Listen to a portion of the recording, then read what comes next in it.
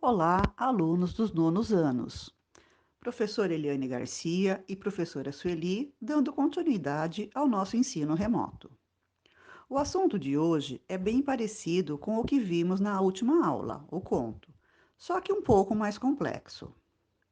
O gênero literário que veremos hoje é o romance. Os romances consistem em narrativas longas que podem contar as mais diversas histórias.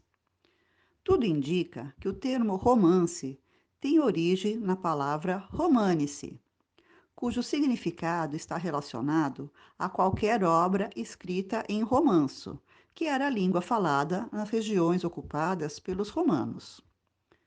Porém, foi a partir do século XVIII que o termo romance começou a ser utilizado com o sentido que conhecemos hoje, isto é, uma narrativa longa escrita em prosa.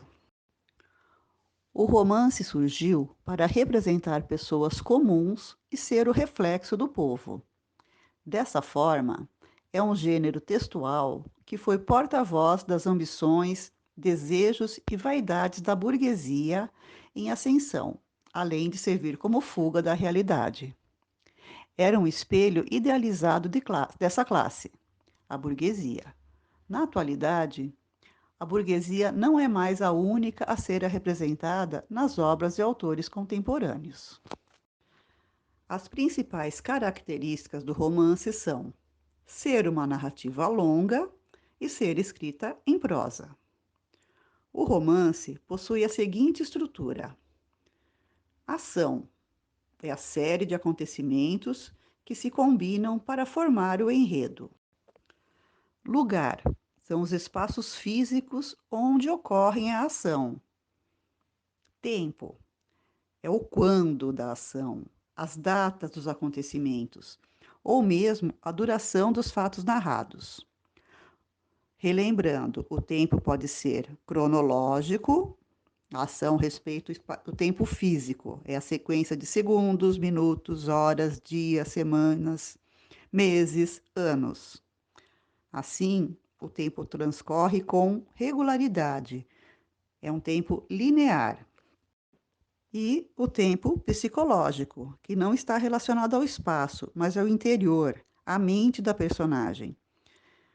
É, portanto, o tempo mental, o do pensamento, em que o presente, passado e futuro às vezes se anulam. Personagens são os que realizam a ação. Podem ser plana, ou seja, comum, previsível, ou ela pode ser redonda ou esférica, que é complexa e imprevisível. A trama é a história narrada, é a história que está sendo contada, é o enredo. Ponto de vista é o foco narrativo, é a perspectiva de quem narra. São três tipos: narrador-personagem, em primeira pessoa, que é aquele que narra e participa da história.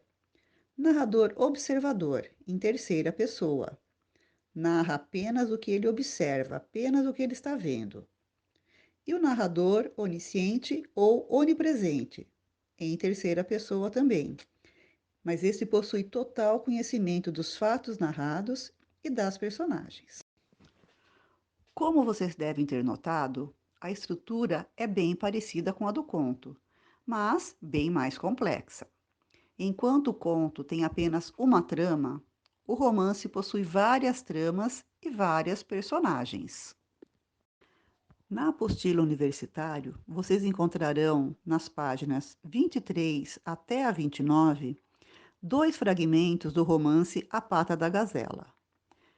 Esse romance é do ilustre romancista brasileiro José de Alencar. Vocês notarão que a linguagem é um pouco distante da linguagem atual, por se tratar de um romance do ano de 1870, século XIX.